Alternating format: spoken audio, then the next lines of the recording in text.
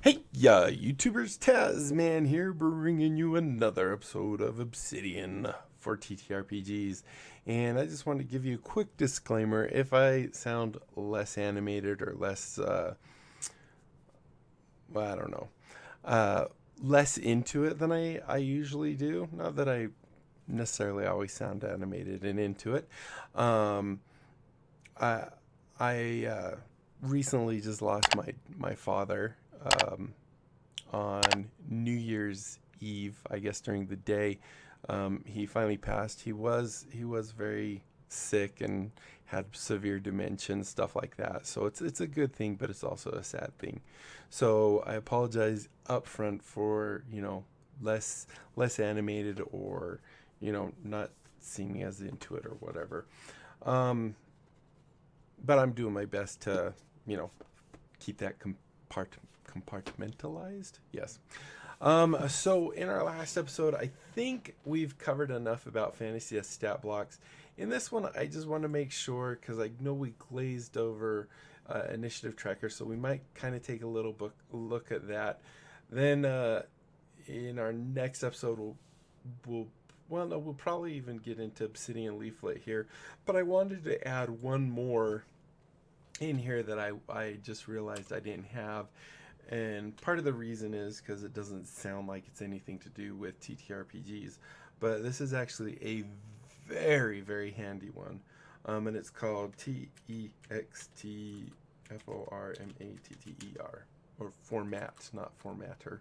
FORMAT. Not MMAT. Just format. Like so. And this is a really handy one that we'll be going over shortly. The reason it's down here, not up higher, is simply we're doing these alphabetic. So let's just kind of go over the initiative tracker, and then we'll jump into Obsidian Leaflet. Just so you know, Obsidian Leaflet is actually designed for like connecting to an Obsidian note to say like Google Maps or something like that. So the majority of its functionality would be, if I were using it in that sense. However, it does work really well um, also for doing something like a Dungeons and Dragons map, or well, not even Dungeons and Dragons, an RPG battle map, or world map or whatever, and we'll talk about that shortly. All right, so let's just jump right in. So in our last few episodes, we've been talking about, I think, didn't we create? I think Bite is who we created here in our last episode. And you'll see down here, the encounter table is really simple. You just simply do the 3 ticks, the word encounter hyphen table. You put the name of the creature, which is this name that's right up here under name, Bite. And then under the creatures, we have a little list in case you have more than one, like you have multiple stat blocks. And you just do the list, and we say we have a quantity of 1 and Bite. So if we go look at this in preview mode, you can actually see now down here it just says Bite, and there's 1 of them. And if we click on this, it will jump to the encounter tracker. Now we have a couple ways to get to the encounter tracker itself. One is through our little guys up here that always seem to, if we click on that one, finally we can get, actually that's it right there, the initiative tracker right there, or combat tracker. So, and we really glazed over this. Not, let's see, can I clear it? I don't really use this much, so that's the biggest problem here. But I just wanted to point it out because if you are using Obsidian to do your entire campaign and not using something like Foundry or Roll20 or Fantasy Grounds or any of the other ones, Owl Bear Rodeo, I think, then you might want to use this. And it's pretty nice. But so we can access it here. We can also access it by clicking on, I thought there was a pane. Which one is creature pane? No, it's just finding a creature. Some of the things, once they get on there, they're kind of hard to figure out how to get rid of. So if we wanted to add Bite to this, and I thought it was just new creature, add, reset, roll, group creatures, sort. I thought there was one that, oh, I think you can right, can you right click on these? Where was it? Close. There we go. So all we have to do to add one is we can either click the plus here, or if we have this little box down here, we can actually do it here, and now you can see we have bite in this encounter. Now I'm thinking that it actually, no, it looks like it actually just created a new encounter. And if we had players in here as well, it would start giving us a little information as far as, you know, how much the XP is and how hard this encounter would be. So as you can see with a bite, and you can see, where is it, the info I'm looking for. So I believe that's his initiative right there. This actually isn't linking. If we do it from bestiary ones, because we actually didn't add bite. I forgot we didn't do that where we added it to the bestiary. I wonder if we, it's not this one, it's it's this right here. I think if we say save to bestiary like that, and then can we get rid of this guy? Remove from combat. Let's see if that did it. By 2, so he has initiative of 2. Let's go look at his edit here. So we can go in here and edit it, change his hit dice, set his AC and stuff like that. I know if you're doing it with ones like from, like, I think the Mitflit might work. Let's try the Mitflit real quick. Actually, that one doesn't have one. How to Morlock? I know we have some things in here that do. No, that's a custom one. Let's do it from the actual bestiary so you can actually see what it's supposed to look like. So let's say we're going up against a bunny yip, whatever that is. So you'll see down here it has the bunny yip. If we click on that right here, we can add them to the encounter, and it actually has that information. How it has that information, I'm not 100% sure. Like I said, I really don't use this because I use Foundry, which does an awesome job at keeping track of your combats and stuff. So, you know, you can always just go research that one out. So like I said, I just wanted to gloss over that one. And I even put more time in it right there than I was expecting to. But it is a nice little feature if you're running your game directly from Obsidian completely. All right, so the next thing we're going to do is we're going to actually go into Obsidian Leaflet. And Obsidian Leaflet, as far as the features that it has for a map, really isn't huge. But it does do what, you know, it does give some nice functionality. Let's go make sure we have all our themes, our plugins, everything updated. So it looks like we have at least advanced tables had an update. By the way, I did have a comment, not on a recent video, actually 15. What video is this one? Maybe it was the last one. No, we're on 21, or 21 was last time. We're on 22. But I had a person asking about, they downloaded or installed the plugin, but it's not showing down here. If it's not showing down here, more than likely what the issue is you didn't enable it. So like if I come in here for fantasy calendars and turn that off, you'll see now it's no longer showing here because it's not enabled. It's downloaded and installed, but it's not enabled. So I don't have any options for changing it. So just so you know, that is where that enabling is. Or you can also come inside here and, like dataview, for example, here we can actually disable and enable it directly here. So we're going to go ahead and get Obsidian Leaflet, Leaf,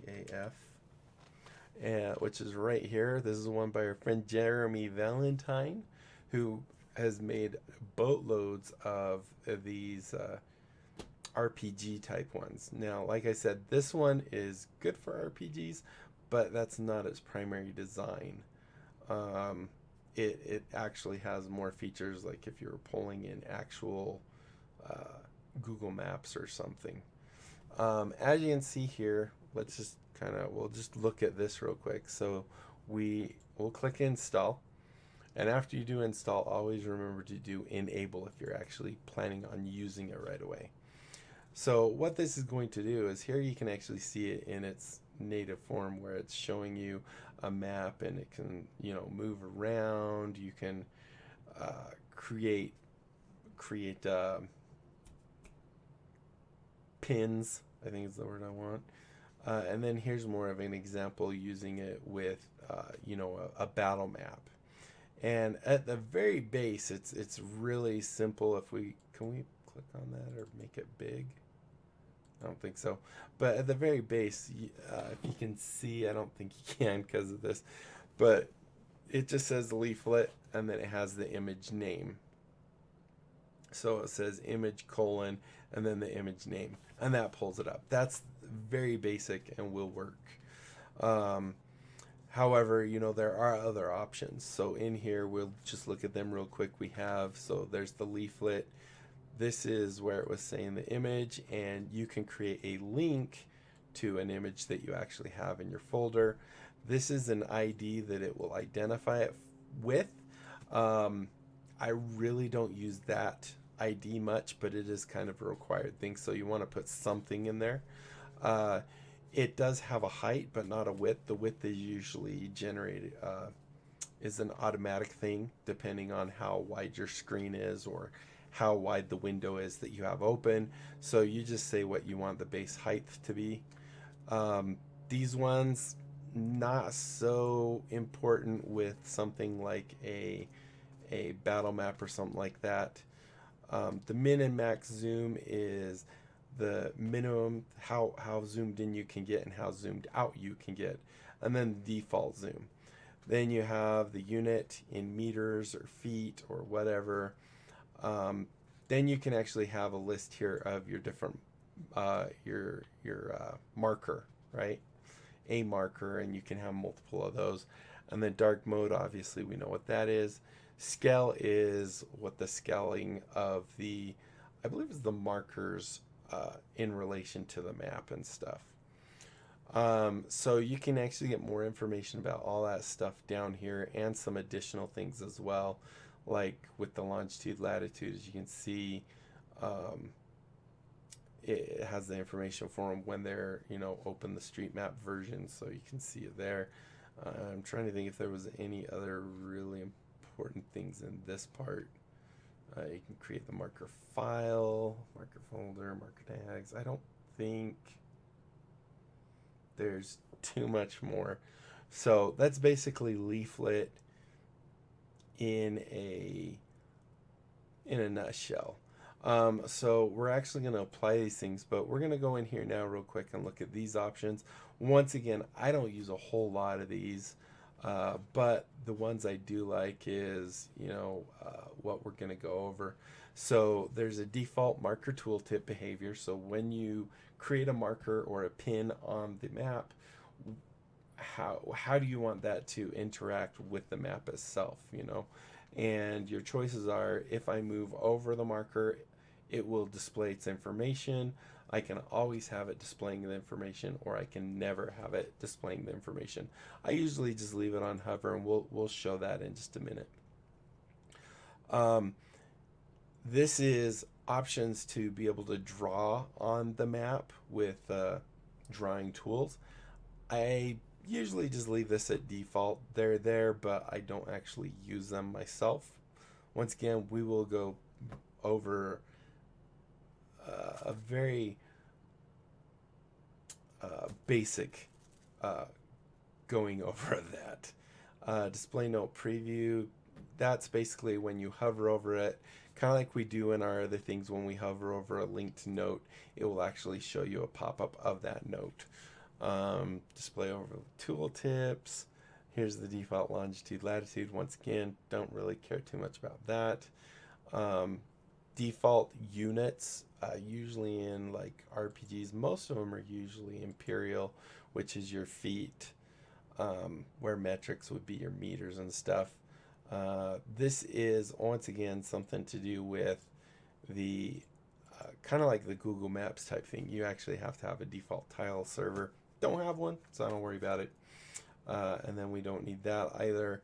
Where I start liking things to do here is down here. We have what we want for our map marker. So if we click on that, you can see we have this filled in one, or we have the one with the little dot in it. I like the alt one personally. You can also upload your own. And then you can do the default map marker color. Now, from what I've seen, once you choose one of these, you can change it here. However, there's not like a quick drop down like I want this pin to be this color on my map and this one this color. I haven't found where you can actually do something like that, but let's say we want let's do a nice kind of tealish color, kind of like that. So there's that. And then the layer base, use a base layer for additional markers by default. That is that. And then this is, I don't use this one either. These markers will be available in the right click menu on the map. So those ones that we actually went over, and here's an example of our things. Now that bluish might not, I mean, maybe magenta would be easier because it would stand out more. If you have the right kind of water look, that could disappear, but that's okay. All right, so let's go ahead and we will go in and we'll create one now. So we're gonna go to a places here, and I'm not even gonna create it in Galarian. I'm just gonna right click, do a new note, and in a campaign that I'm playing with some friends on Saturdays, we have a place called Doches, D-O-C-H-E-S. So we're going to create a Doches, and then we're going to go ahead and do Leaflet, L-E-A-F-L-E-T, right? Give me 1 second to make sure I haven't missed anything real quick. Where is this one?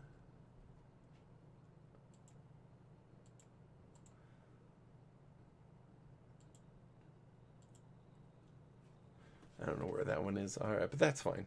Oh, actually, I think I might know. Galarian.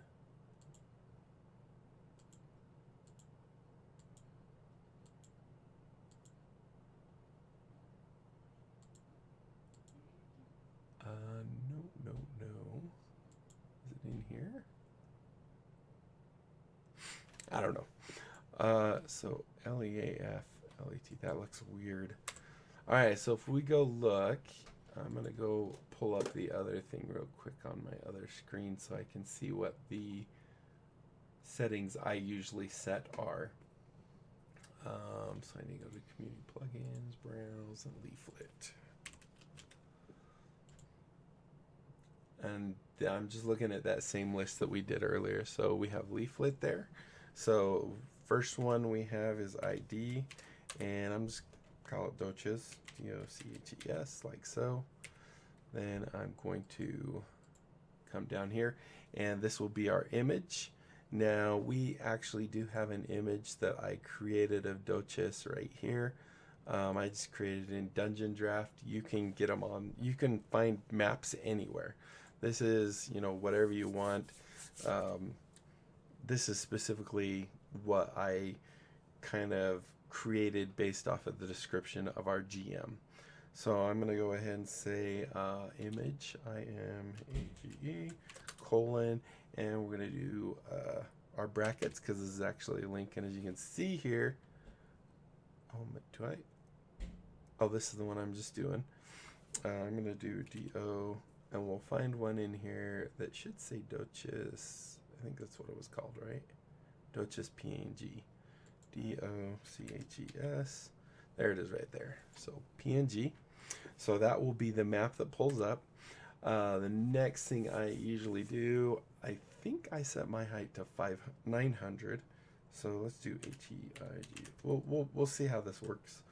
And I'm just going to do 900, and we want it in pixels, so PX. Latitude, longitude, I don't worry about.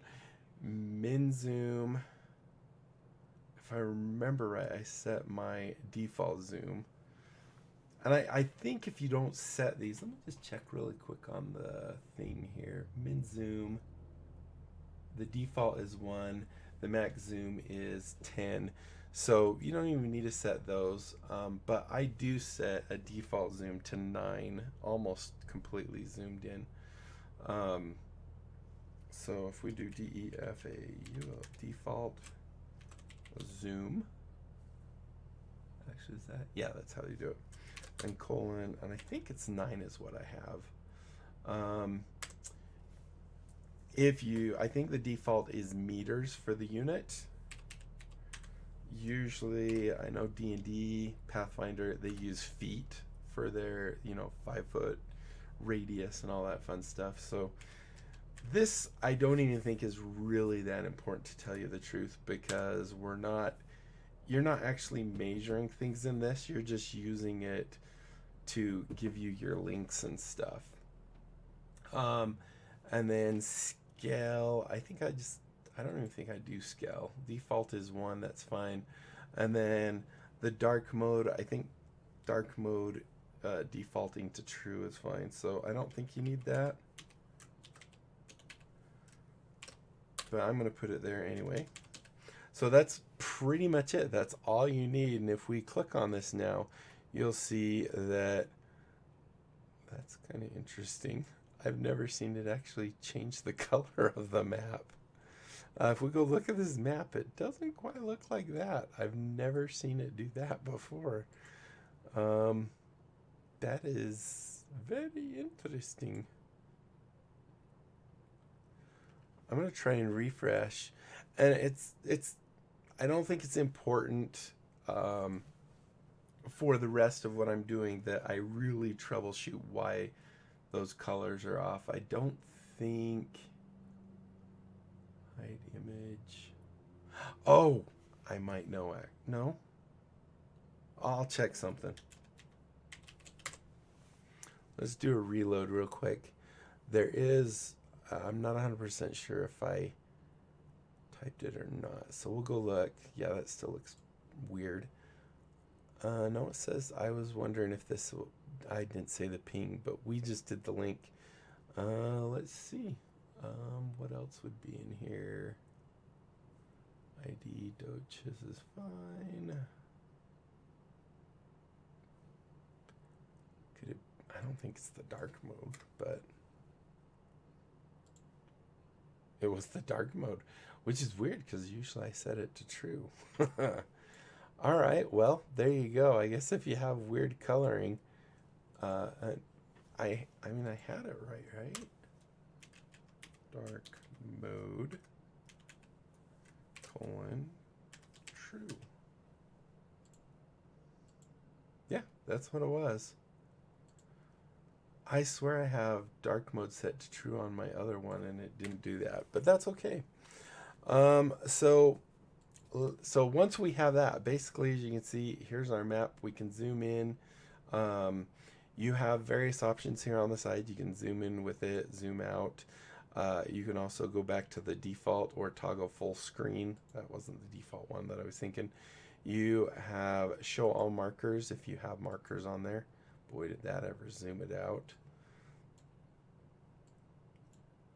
Usually that's disabled on mine. You can go back to the default, so I guess I could have just went, oh, show markers, and then switch right back. There's the filters, never really use that. There's the lock, which, to be honest, I don't know exactly what it does because it seems like I can still put markers on the map and everything with that. And then if we scroll down here, you can actually see we have our options. This isn't showing up either, but usually this is where it says the feet and inches and all that stuff. We can export it or save our parameters to the view. And then this is for drawing on it. So this is not the most intuitive for the drawing interface. It took me a little while to actually figure out exactly what it was doing. But let's say we wanted to, change our color. We can do that. We can, make a nice, let's do red because that's not on the map very much. here. So we can do red, for example, and you'll see this is the color. And then if we want to make a square, we can come up here and you click it once and drag where you want the end to be and click it again, and you'll see it makes the square. If you mouse over the little dots, it'll turn into the single finger, and there you can, or the pointer, I guess, and hold the left mouse button, you can move it. The part that wasn't very intuitive to me as far as that goes was trying to delete it. So if you come in here and you hit delete, it's like, oh, I just clicked that to finish, and that's not it. So if you come in here to do that, then you just click on, oops, I just made a thing. I've already kind of forgotten how to do it. That's how not intuitive it was for me. What did I do? I think I went like that. Then I think I chose, no. Oh, I just click in the middle of it. That's right. So yeah, instead of like clicking on the side or right clicking on anything, you just click in the body of your thing. So you have your different types. You have your polyline, you have your polygon, and you have your rectangle.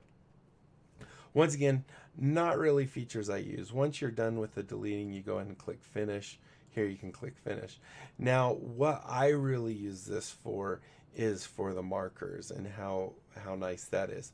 So let's say, let's just say the word honeymead is here, but there's not like that little icon there. And if we come, say, down into our body of our note here, and let's just do HON honeymead, not need. I think it was like that. So we can do honeymead, right? And then here we can say this is a small city, something like that. I don't know. And maybe just to make things a little cooler, we'll go ahead and do some headings on this. Maybe we need a space there, by the way. Which one looks coolest? Let's do a 1, right? So now if I come in here and let's say I wanted to put a honeymead. Now, one thing to keep in mind, always move it and, you know, you zoom in with the mouse wheel or the little up down arrow things. 900 might not have been the best choice for how small I have the screen here. But in order to place the pin or the marker, you just right click. Once you've done that, if you mouse over it and you get it to be the pointer finger, you can actually click it, hold it, and move it wherever you want. So if we put honeymead, say right here, now what we can actually do is a right click on this when it's the little pointer finger and say edit marker.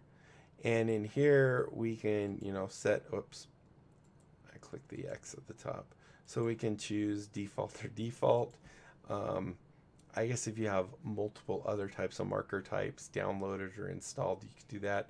But this is actually the big thing right here.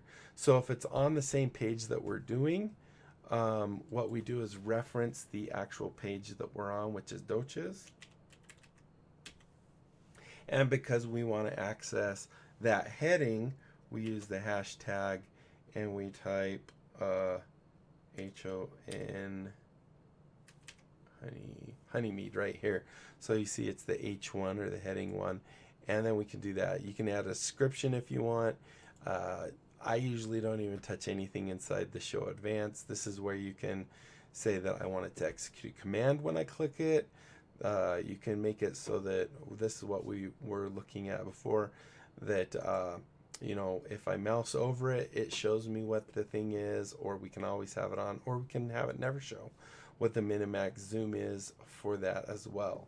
So you don't have to actually click anything after that. You just click the close, and now you'll see when we mouse over that, it says Doches honeymead. If I click on that, it will jump to either a page that is or this. So if we actually have lots of these things, another nice thing that I've done is right here underneath the heading, go right there real quick. Actually, I need to be in edit mode. So underneath the heading right up here is I will have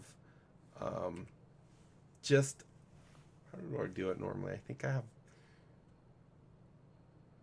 I do another heading and I make it nice and small. I don't need it to be anything special, and just call this the map. And then down in here, to get back up at underneath the heading of each, I will put a little link in here that says, well, I would do this. I would do doches like so under places, use the hashtag, and then say map like so. And then I want to have it not say doches map. I want to say RETURN, return maybe to map or something. And so now if I do this, you'll see that now we have this little map guy right here. And if we click on Honeymead, for example, it will go down here. But if I click return to map, it will actually bounce me back up to the top. So that way, you know, actually, you know what, maybe I'll show you my Friday night game thing so you can actually see how I use this in action. So I'm running Abomination Vaults for some friends, and I'm using Obsidian for the whole thing because I don't actually have the book. I have the PDF, and it's a lot quicker to find things in a map. So this right here is part of level 2. I'm going to go back up to level 1 real quick. So as you can see here, I'll just kind of make this fit here. And I'm sorry, I know we're over time, but I just want to show you the power of this because I think, so here is my map. As you can see, it's, actually I don't have it at 9. If I go in here, we can see default zoom is 750 is what I said the thing. But see now here, oh, I wonder if it's because I had marker there. Or maybe this isn't even rendering because it's thinking one of the markers is dark mode true. I'll bet you that's why I have it wrong, and it doesn't work. So here you can see in this I actually created one called L1 OMAP because this is level 1 map, and that's what I return to. But if I come, yeah, it doesn't even like that. Jeez, control. Oh, probably just get rid of marker too. Maybe. Let's see. Okay, there we go. So as you can see, I have all these little markers on here for the different areas. So like if they go into A10, here I can click on that and it'll go down in the page, and here's the part I read aloud. Here's the creatures and information of who they have to fight. This is A11. And then if I need to hurry and go back up after they've cleared that room, I can just click return. Goes back to the map. Now the one thing I do all the time without even thinking is I will go to move this map with the right click, and as you can see it works, but as soon as I let go, there's a new marker. So that takes some getting used to because I think Foundry maps you right click to move them. You just have to get used to it. But as you can see, I have lots of markers here. They scale for the most part with the map. To an extent, and you know, if they go in a certain area, I can just simply click on that, and then I have the part that I read to them, and I have the information for me, and if there's a thing in there that they have to fight, I can do that. And you can see I have very crude, before I started messing with the stat block stuff, this is the very one that I have in our test, our temp one. So anyway, hopefully that gives you an idea of how you can use it. I can't think of anything else that I really have missed as far as going over. Hopefully I've covered enough that you'll understand how to do it. So it looks like our next episodes, we'll be doing templator. Once again, this is going to be just a real quick glossing over of some of its functionality. I don't use templator too much, but it does have potential for some really cool stuff. And we're just gonna barely even glaze the surface of it. And then we'll do the text format, which has some really cool stuff. So I think that is it, my friends. I know this was a little longer video, or what, 35 minutes, 35 and a half. Thank you guys so much for watching. I do hope you enjoyed and learned something new. If you did, be sure to leave a thumbs up down below. Aside from that, comment, like, subscribe, click that little notification bell. I'm going to say this in this video as I have this week in all my other videos. I'm thinking about kind of leaving Twitter. I spend most of my time on Twitter nowadays clicking mute this person or mute this channel or whatever they call them. Because it's not someone I'm actually following or anything like that. It's just stupid things popping up on my feed. I like my Twitter. I like, Minecraft stuff. I have World of Warcraft, SpaceX, things along those lines. But yet I just get bombarded with the political crap that's going on.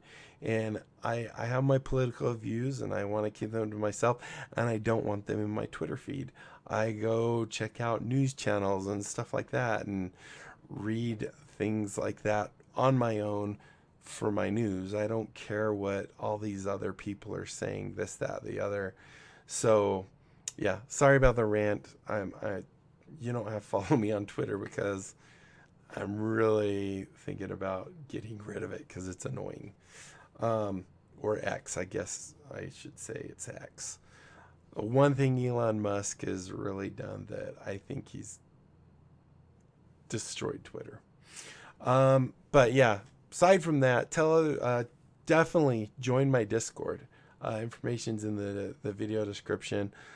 Now I lost my train of thought. Tell other people about my channel. I'm check it out. If they like what they see, they can sub. We grow the channel, and everyone wins in that case. And that is it, my friends. Until next time, I'll be seeing you later. Bye.